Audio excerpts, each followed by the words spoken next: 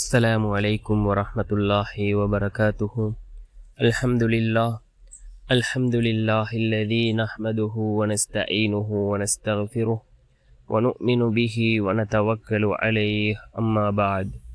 அன்பிற்குரிய அல்லாஹ்வின் நல்லடியார்களே, அன்பு சகோதரர்களே, நாம் தொடர்ச்சியாக பார்த்து வரக்கூடிய துஆக்களினுடைய திக்ருகளினுடைய தொகுப்பில் இன்று நாம் பார்க்க இருக்கின்ற விடயம் என்னவென்றால், நாம் இப்பொழுது துல்ஹஜ்ஜினுடைய மாதத்தை அடைந்திருக்கின்றோம். துல்ஹஜ் பிறை 2.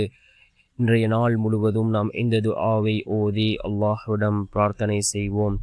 இந்த துஆவை ஓதுவதன் மூலமாக அல்லாஹ் ஜல்ல சுப்ஹானஹு வ தஆலா அவனுடைய உதவிகளை நமக்கு வழங்குகின்றான். அதே போன்று நம்முடைய எல்லா நிலைமைகளையும் அல்லாஹ் சீர்படுத்தி தருகின்றான். துல்ஹஜ்ஜினுடைய இரவுகளிலே நாம் இதனை ஓதுவோம். நிச்சயமாக அல்லாஹ் நம்முடைய எல்லா நிலைமைகளையும் சீர்படுத்தி தருவான். அப்படிப்பட்ட மிகச்சிறந்த ஒரு துஆவை தான் நாம் இன்றைய வீடியோவில் பார்க்க இருக்கின்றோம்.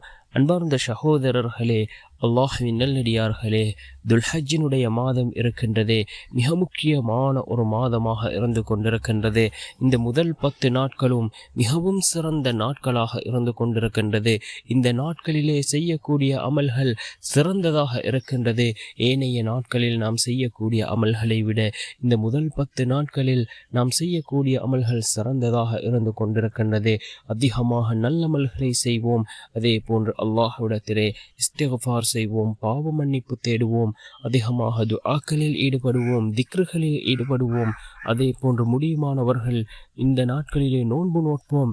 அதே போன்று பிறை 9 அரஃபாவுடைய நாள், இந்த நாளிலே நோன்பு நோட்பது அதாவது மிகவும் சிறந்த ஒரு அமலாக இருந்து கொண்டிருக்கின்றது. முந்திய ஒரு வருடத்தினுடைய பாவத்தை அல்லாஹ் மன்னிக்கின்றான். அதே போன்று பிந்திய ஒரு வருடத்தினுடைய பாவத்தை அல்லாஹ் இந்த நாட்களிலே நோன்பு நோட்பதன் மூலமாக அல்லாஹ் மன்னிக்கின்றான். அன்பார்ந்த சகோதரர்களே, அல்லாஹ்வின் நல்லடியார்களே, இவ்வாறு கண்ணியமான ஒரு மாதத்திலே நாம் இருந்து கொண்டிருக்கின்றோம். அதிகமாக நல்லமல்களை செய்வோம். இந்த துல்ஹஜ்ஜினுடைய ஒவ்வொரு இரவுகளிலும் நாம் இந்த துஆவை அதிகமாக ஓதுவோம். மிகவும் சிறந்த ஒரு துஆவாக இருந்து கொண்டிருக்கின்றது.